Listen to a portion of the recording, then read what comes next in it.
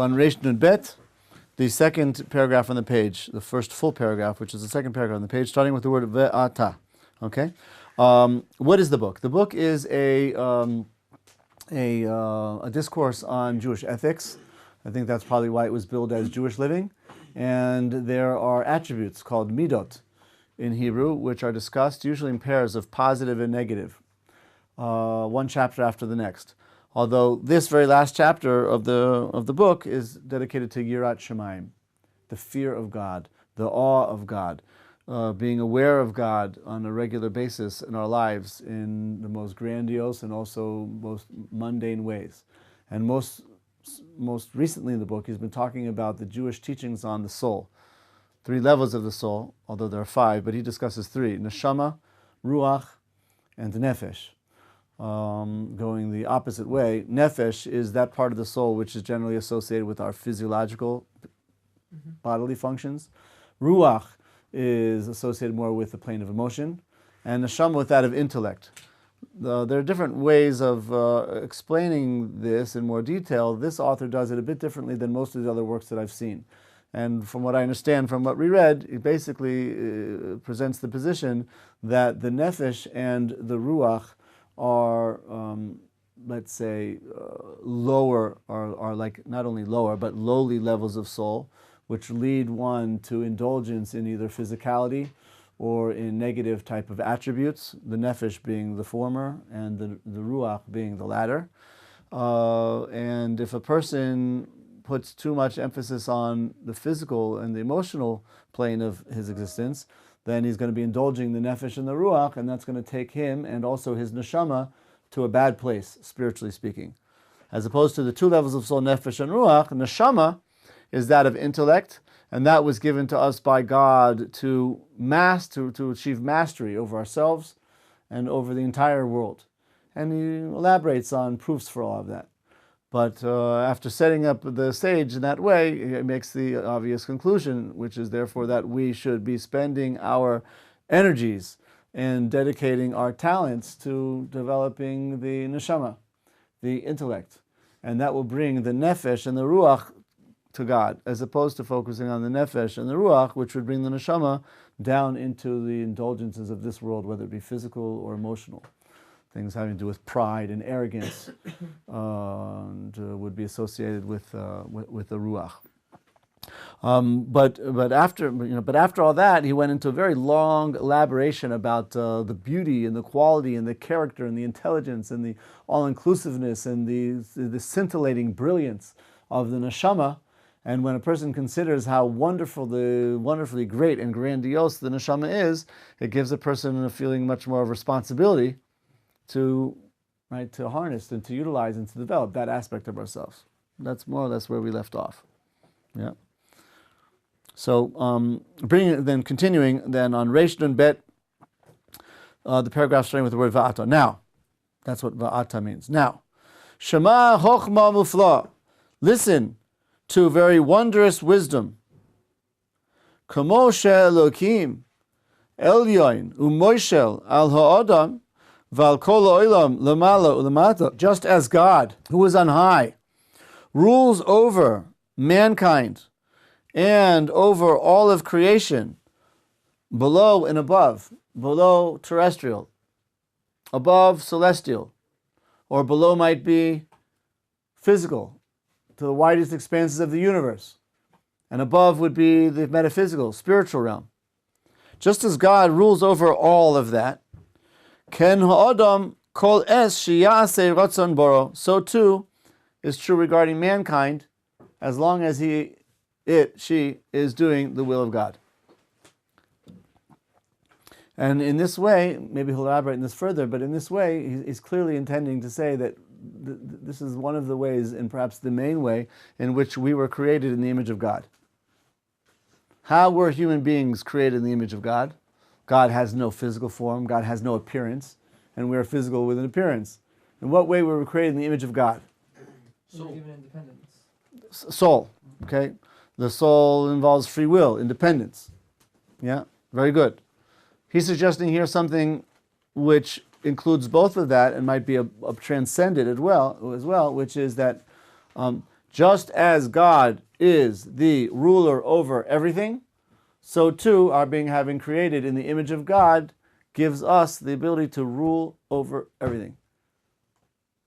Not to be megalomaniacs, because it was a point that he made previous in this chapter, that an intelligent, enlightened person, when he comes to this realization, would not become arrogant and haughty over it, placing himself above God, but he would actually subjugate himself, subordinate himself,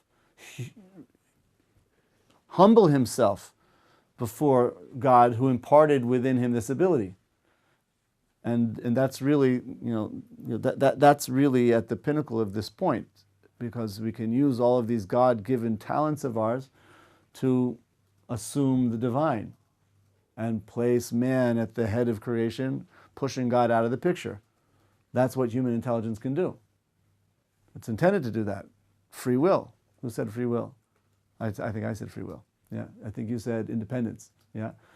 Human intelligence gives people the potential to assert their independence from God. And that's rooted already back to Adam and Eve. God said, don't.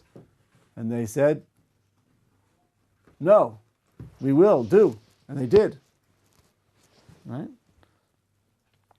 But the true response, when we recognize this power, is not to become, like I said, megalomaniacs as a result of it, but to humble ourselves before he or it who imparted within us this power.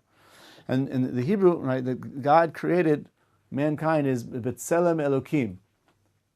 Right? You're familiar with the kind of custom to, rather than pronounce God's name Elohim, we say Elokim, in order to avoid saying God's name unnecessarily. Even in the context of learning, when it's permitted, it's still the custom, the practice of Elokim. And so, B'Tselem Elokim. God created mankind, B'Tselem Elokim. The name that's used there for God is Elokim, not Yud Ke Vav Ke, Yud, and then the letter Hey, and then the letter Vav and Hey, but rather the name of God, Elohim. So the fact that this is the name that's used also indicates to us the way in which we were created in the image of God, specifically in the image of Elohim. And what is it about Elohim that's particular to that name of God? Elohim is expressing God's power. That's what El means. El means a power. That's why a God is called an El. It's like a power that people at least ascribe power to a certain thing. And God is called the power of powers. Therefore the plural, Elohim. He's the God of gods. He's the God over any force that you could possibly imagine. He's the force over all forces. He's the force that rules over everything. Where does that all come from? The Creator, Yud Ke Vav Ke. The name of God, the four-letter name, Yud Ke Vav Ke, is God's name of creation. And Jewish mysticism talks about how that's symbolized in the name Yud and Hey and Vav and Hey. Maybe I should elaborate on that in a minute. But the name Yud and Hey and Vav and Hey is describing God's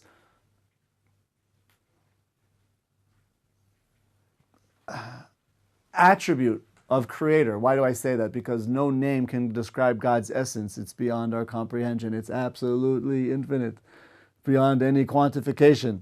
And even calling it the creator, which is the point you made a few days ago in another class, right? Just calling God the creator seems to quantify. Yeah? So God's essence is above Yud Ke Vav Ke. It's unquantifiable. It's absolutely infinite with no way of our being able to comprehend it. But God as creator is something that we can relate to. That's Yud Ke Vav Ke. That's a name which describes an attribute, but not the essence of God. And then the name Elokim, which is below that, describes God's ruling over the creation. So let's say the one is the creator and the other is the sovereign. Yud Ke Vav Ke is describing God as creator, and Elokim is describing God as sovereign, having sovereign control over his creation. So it was B'Tselem Elokim, Nivra Adam, that mankind was created in the image of Elokim.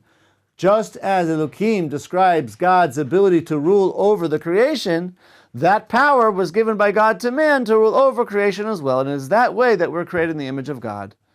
How do we rule over creation? We obviously rule over creation in the ability, and the author elaborated on it earlier, in the ability that we have to literally do whatever we want with creation. On the most microscopic level to the greatest macroscopic level. Human intelligence gives us control over everything. Yeah. Verbally, we have a tremendous power of speech. You and I spoke about that after class a little bit yesterday. Yeah, that, clearly I can manipulate the physical world that way. But telling this paper to move is not really going to help. Move. Yeah. Move. Not really. Maybe people have telepathic powers, and they could do some. What's a term for that? What is it called? Telekinesis. Thank you. Telekinesis. Yeah. But most people can't do that. But I can use my power of speech, which is more subtle and therefore not coarse enough to do this. But I can use the power of speech to move you. Right? I can ask you to get up and leave, or I can ask you to move, make room for another person. Yeah. So I'm using my power of speech to influence the physical world. And good, eloquent speakers can move their audiences with their words. Right? That's much more moving than doing this, even though the power of speech is quite much more subtle. And in a way, it's not powerful enough to do this. But its subtlety is its power. In a way, it can move people in ways which is much greater than doing this, right? The same thing applies with one's thought. Thoughts processes are much more subtle than physical actions and from verbal communication. But just like that subtlety doesn't prevent us from understanding that words are more powerful than physical deeds, the same thing applies by extrapolation to thoughts. And you can manipulate things in the physical world and even in the non-physical world through thoughts. Thinking positively, thinking negatively, thinking about things, thinking about a person can actually have an effect. Right? And we've all probably had at least one time in our lives where we've perhaps, thought about somebody really hard, and then they call, because they hear you calling them. This is a point we kind of elaborated on the other day. Yeah. So, basically, I don't want to go into too much detail because it's being recorded by our cameraman, but we elaborated on this the other day. So therefore, in these ways, God gave us sovereignty over creation, physical and metaphysical as well. Things that we do, the things that we say, and even things that we think have an impact on the physical world and on the spiritual world. Like God. We are godlike in this way. And that's why, since we are godlike, people do have the liberty to choose to view themselves as gods, act like gods. Rather than acting with humility, they use this power for arrogant rebellion against God. But this is the way in which we created B'Tselem and Akim.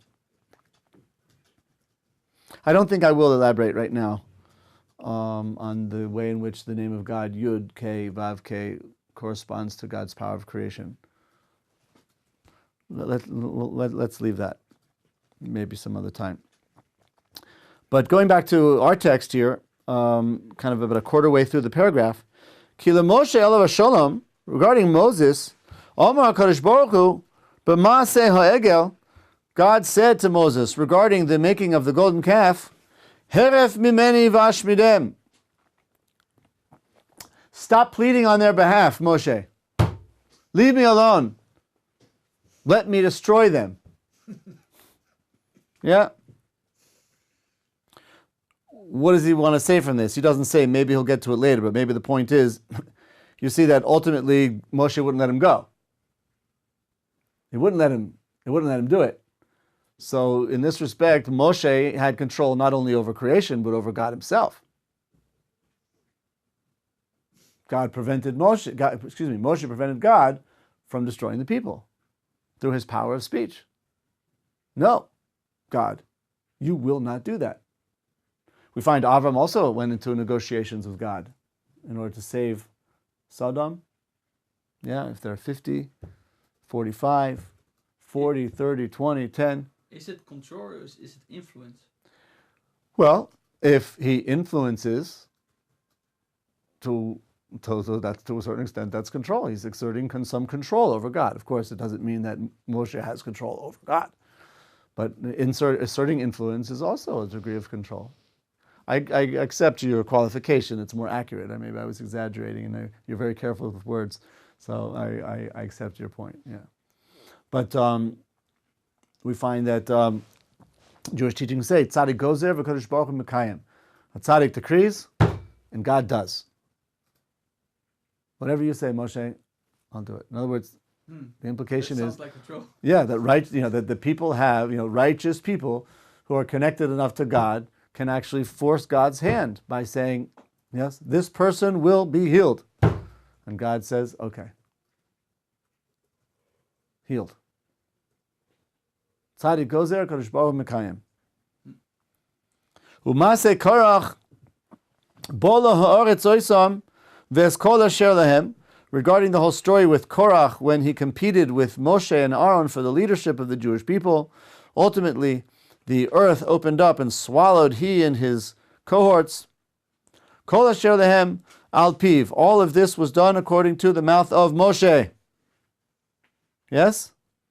Moshe said, you can back out of this. Right?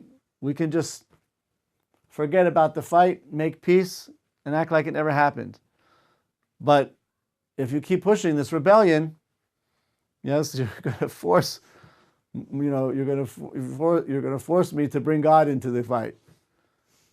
And if that happens, Moshe says, may the earth open up and swallow these rebellers. And that's what happened.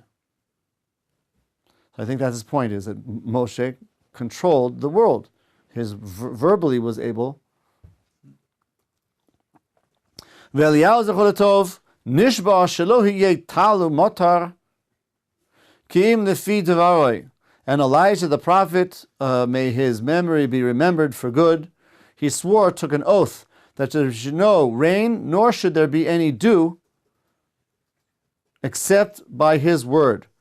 And this is referring to the fact that there was a very wicked king who was persecuting the Jewish people, trying to uproot them from the Torah. He murdered and massacred this Jewish king. He murdered and massacred all of the different prophets. And Elijah, in order to bring this king down, humble him before God, decreed that there should be no rain, a famine. And that's what happened. So another example of where you see that people are created with this tselem elokim, this ability to control creation. For horida esh, and another thing he did, Eliyahu, was to bring down the fire. What is that referring to? There's also a wicked king. You familiar with the story? At Mount Carmel? It's still Elijah? Elijah. Elijah. Yes. Yeah, it's about this altar. He has this, and it's wet, and then the fire makes it. Beautiful. Oh. Yeah, beautiful. That there was the king with his idolatrous Jewish priests challenged him to a contest, and he wanted to make a sanctification of God's name and try and convince the Jews who were being led astray into idolatry after the king and these idolatrous priests to extirpate them from that and bring them back to the observant camp. And this took place on Mount Carmel, which is the beautiful high mountain range over in Haifa area overlooking the sea. And they were on the top of the mountain there. And Elijah basically said to these, I believe there were 400 prophets of the Baal, he said to them, we'll make a contest here. We'll all, each camp will offer up a sacrifice to their God, me to my God, and you to Mahavdil, to your gods. And whoever sacrifice is devoured by a flame that comes out of heaven, that'll be a sign that his God is the true God. So they agreed. And Eliyahu said, y'all go first. So he let them build a pyre, and they put an animal sacrifice on top of the pyre, and they started crying out to their gods for fire, and of course nothing happened. So Elijah kind of mocked them, and he said, it's quite early in the morning. Maybe I shouldn't have asked you to go first. Your gods are probably still sleeping. Shout a bit louder, wake them up. So they shouted, and of course there was no answer. And they started to get a little desperate, and they took out knives and needles, and they pierced themselves, and drew blood in order to stir up divine favor. I don't know whether Elijah said this or not, but he should have. If letting your blood will bring about more divine favor, so please be more religious about it. But they were gashing and cutting, and nothing happened. So past midday, Elijah said, "Listen, I think it's about my turn." So they had to pass the baton over him and give him the front stage. So he had a pyre built. And then he told people to come and dig a moat around the pyre, and built a moat around the pyre. Then he told them to bring barrels of water. I think he had asked for 12 large barrels of water to pour over the wood fire. And the wood became so wet that it was drenched, and the moat that had been done around was full of water. And then he cried out to God in a short phrase, and fire came out of heaven, seared the offering, burnt it, caught all of the fire on wood, which was full of water, burned all of that wood, and then the flames lapped up the last drops of water which were being evaporated from the moat. Right? The whole thing was done.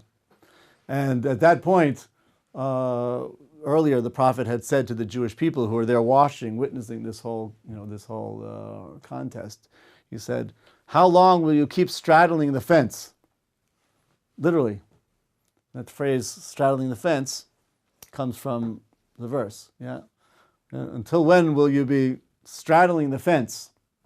If you want to go towards idolatry, so go full force. But if you're going to go to God, so you have to go entirely with your God and leave these gods behind. When they saw that Elijah, in just a few words, caused fire to come out of heaven and burn up all of the sacrifice and last very drop of water, so all of the Jewish people fell on their faces and they said, "Hashem hu Elokim. Hashem hu Elokim. Hashem hu Elokim." And we say this at the end of Yom Kippur. If you're familiar with the Yom Kippur service, at the end of Yom Kippur, we also say that 7 times. Hashem hu Elokim. And then we say, Shema Yisrael, Hashem Elokeinu, Hashem Echad. Declare the oneness of God. And this is because Yom Kippur is about asking atonement for the fact that we have been straddling the fence all year long. And that's what we do all year long. We straddle the fence. Maybe we daven, maybe we don't always. Maybe when we do daven, we think about other things. So we're constantly straddling the fence. Yeah, keep Shabbos, not keep Shabbos, daven, not daven, keep kosher, maybe yeah, maybe no, sometimes yes, sometimes no. Yeah, but Yom Kippur is a time when we're supposed to, after Elul and Rosh Hashanah, get ourselves properly connected. So by the end of Yom Kippur, after fasting and devoting ourselves entirely to God, we finally purify ourselves of all of these doubts which cause us to drift away and distance ourselves from God throughout the year. We gain the type of clarity that was attained there in the eyes of the Jewish people by Eliyahu Novi at the top of the Har Carmel, and we proclaim, Hashem hu Elokim. We say, Yud Ke Vav Ke, Hashem, He is Elokim. Hashem, Yud Ke Vav Ke, the creator of all, He is the one who rules over everything, and not the God of thunder, and not the God of snow, and not the God of this, or the God of that. Those are all forces. They're not gods. They're forces under the tutelage of, under the power, under the sovereignty of God. Hashem, Yud Ke Vav Ke, He is the force overseeing, ruling sovereignty over all other forces. And once we realize that, then we can properly declare God's unity. Shema Yisrael, listen, hearken. Hashem, Yud Ke Vav Ke, Hu Elokeinu, right? Hu Echad, right? Hashem, Yud Ke Vav Ke, creator. He is our sovereign. He is one. It's all the absolute infinity of God. So all of this came about through the word of Eliyahu. He's giving different examples here of precedents, examples of how we were actually given command and rule, control over the world. V'harag nevei Baal. Oh, yes. He brought down fire, and then it says here he killed the prophets of the Baal. I didn't remember that what was happening. I don't think that happened with the fire, but they were put to death, I suppose. Don't remember exactly. V'hechya hames. And Eliyahu also brought a dead person back to life. He brings the source here. I'm not sure which one that's referring to. Eliyahu bringing a person back to life. I don't seem to remember offhand what that was referring to. V'gazar Elisha liyoispi shnaim beruchoi. He, Eliyahu, also did other things. He commanded that his disciple Elisha should get twice the degree of his spirit. Should get, imagine that, twice the degree of his spirit. It's also a very touching story. Eliyahu was the master prophet at the time, and he was walking along the way, and there was a farm, an agricultural farm worker. His name was Elisha, who was a very earthy kind of a guy. The verses talk about his ruling over a plow led by 12 oxen, or maybe 12 pairs of oxen. An ox is like a ton, and that means he had like 12 at least 12 tons of oxen, maybe 12 pairs of oxen, which would be 24 underneath his steering wheel. Imagine that.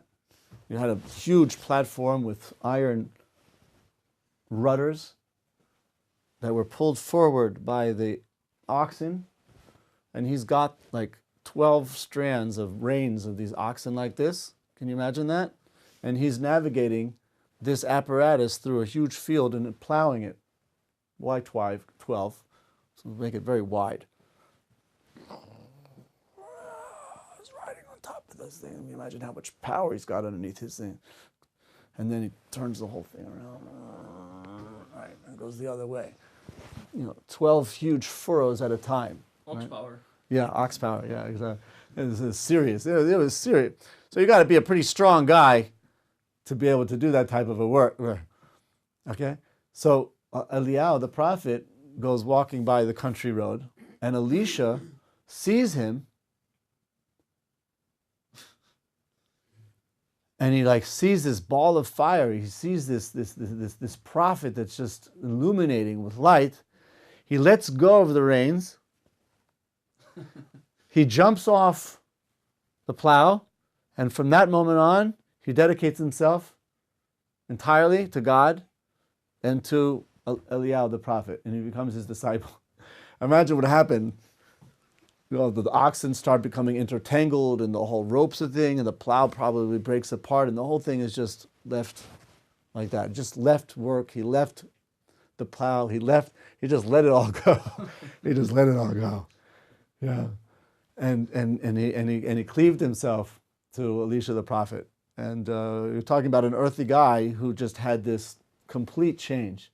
He just did tshuva like that, boom, and he became quite a holy disciple of Eliyahu, and this event is talking about how towards the end of Eliyahu's lifetime, Eliyahu told Elisha that he's going away and he doesn't want Elisha to follow. He doesn't want him to come. But the student wouldn't listen.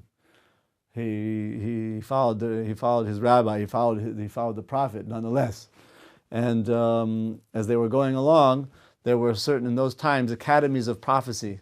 They were called Bnei HaNevim, so the sons of the prophets. They were students in prophecy yeshivas. Yeah. They didn't learn Gemara, that they already learned. They knew it all by heart. They graduated to the PhD level of prophecy yeshivas. And they learned prophecy. And so a group of these Bnei HaNevi'im found Elisha going after Eliyahu, and they said to him, your rabbi he's going to die today. This is his last day on earth. And the matter had been kept from Elisha. He didn't see that. And didn't want to listen to them. But they kept going, and another group, and then a third group or so came and kept saying to him, this is your master's Eliyahu's last day on earth. They came to the Jordan River, and Eliyahu said to Elisha, that's it. You're staying here, and I'm going on. If I remember correctly, Elisha did not let him do that. And what happened was Eliyahu tapped his turban on the Jordan River waters, which split. and they went to the other side. And at that point, Elisha realized that Eliyahu was taking his last earthly journey. And he said, Master, please confer upon me some blessing. What do you want? And he asked, I want to have a degree of prophecy which is twice as much as that of you. Kind of an audacious thing for a student to ask. But he asked, he said, I want twice as much prophecy as you had. So he said to him, if you are able to gaze upon me as I depart, then your request will be granted. And what happened at that point was that a fiery chariot led by fiery horses made of fire materialized out of space, comes swirling down, pulls up right by Eliyahu. Eliyahu alights onto, if that's the right word, he gets into this chariot, and the flames envelop him, and he's taken into the spiritual realm. Eliyahu Nabi. He never died a human death. He just passed on. Yeah, passed into the other realm. He spiritualized. But as he was being enveloped by the flames of this chariot into heaven, his turban came fluttering down through the air and fell at Elisha's feet. And he took up the turban and he enveloped himself with the turban. And from that point on, he became a master prophet, even greater than his master Eliyahu. And he had been given twice as much prophecy of Eliyahu. Can you imagine living in that reality? It's amazing. But this happened because of the words of, yes, the Gozar Elisha. He decreed upon Elisha that he should actually be able to receive the Yos Pishnai Barucho, twice that of the spirit of his own spirit. V'chen kol hakadoshim shehayu ba'aretz, and the same thing applies to all of the holy men on earth.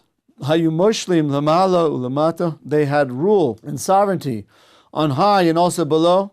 B'ratzon hakadosh baruch hu kisheoisim ritzoinoi, according to the will of God, because they did God's will. That's his point here. We were given the ability to rule over all of these things when we do the will of God. Ulechen tizoyer shetekayem toirasov chukosov umitzvasov kedei shetizke l'rav tuv hatzafun. Therefore, remember, he started off this paragraph by saying, now I want to tell you a very, very important piece of wisdom. And he concludes with this by saying, therefore, be very careful to uphold, to keep all of his Torah teachings and all of his statutes and all of his commandments, in order that you should merit having the very wonderful degree of goodness that is hidden there. It's waiting for us if we will just connect to Hashem properly, with harmony and with serenity. A very powerful, moving statement. I think we'll stop here because even though it's a minute or too early, it doesn't make sense to rush through such important material too quickly. So we'll keep it for tomorrow. All right. Very good. Questions, comments? How could Moshe speak back to God? Some kid in my other previous class asked what was answered. How could he say? How could he bargain with him or Abraham? Yeah. If God told me to do something, I wouldn't question. I would do it right away. Right. We do find that certainly was the case regarding Avram, when God said to Avram, offer your son as a sacrifice. He did it without question, and he did it with speed, with alacrity, and with wholeheartedness. So you see that he certainly wasn't lacking, degree of obedience to God. One answer could be that it's one thing when it's for yourself, and it's another thing when it's for the benefit of the other people, for other people. So as far as Avraham or Moshe is concerned, whatever God decreed on them, it would affect them in a personal way. They were willing, with complete obedience, to accept that without asking any questions whatsoever. But when it came time to defend other people, where it was a matter of life or death for others, then they interceded. They certainly interceded on these people's behalf. And they said, there's one thing if it's for me. If it's upon me, I'm willing to wholeheartedly accept the judgment upon myself. But God, these are your children. These are your beloved. These are the ones to whom you've promised all of these great promises. Is that what you're going to do to your people? And therefore they interceded. They interceded on God's behalf. Yeah, that's one possible answer. That's true with Avram regarding Moshe. The same thing would apply to Moshe as well, I suppose. Same to apply to Moshe as well. Question is always about free will, right? We were talking about influence or control that Moshe then had. But let's say he would have said, theoretically, he would have not said anything. Who, Moshe? Yeah, what would have happened then, right? Like, was it almost like unavoidable that this should have happened, because God chose Moshe for a reason. So yeah, that's interesting. When we talk about Moses interceding on the Jewish people's behalf after the golden calf, I don't remember the exact wording of the verse, but the wording is something like, "I'm going to destroy them, and don't try and dissuade me." Right, and that was like God's cue, or right. Moshe's cue. In other words, right, the Jewish sources say that God was like, I'm going to destroy them, and nothing you say is going to help. Yeah, so he's inviting Moshe, to speak up on the Jewish people's behalf, and he got the cue, and therefore he went for it. Right, that's another way of answering your question. Yeah, that God indicated, our sources suggest that God indicated to Moshe that God himself wanted Moshe to intercede on their behalf. Oh. Yeah. Don't try to persuade me. Yeah. I'm going to destroy them, and don't try to persuade me. What about the time when Moshe is called upon to go redeem the Jews? Why does Moshe say, "Well, who am I to go?" Out of humility. And the Gemara actually discusses whether that humility was proper or improper. There are two opinions. According to one opinion, it was proper, and according to the other, it was not. And that's why, when Moshe asks God, "Hareini es marech," please show me your countenance. And Hashem says, "Lo yirani adai b'chai." A person can't see me and live. The Gemara says that when God was saying to Moses, when I wanted to show you my face, you wouldn't look. Now that you want to see me, I'm not going to show you. And there's a veiled criticism in there that Moshe was improper for Moshe to act overly humble in that case. God appeared to Moses, and he wanted him to speak to him, he wanted him to look at him, and he wanted him to communicate, and he wanted to do what God said. And Moses was acting overly humble by refraining from all that. And later on, when Moshe asked to receive this type of revelation, God's response was, "When I wanted it, you didn't want it. Now it's too late." Which needs some explanation, because God is saying this out of spite. But in a nutshell, the point is this: is that Moshe became as great as he was, but there's something very pure and something very holy about a person, the beginnings of a person's spiritual path. And even if later on he becomes very knowledgeable and very spiritual, by virtue of the fact that he's well known, many people consult him, he's involved in many different types of things and giving people advice in many different ways, that can all have effect on that person's spirituality.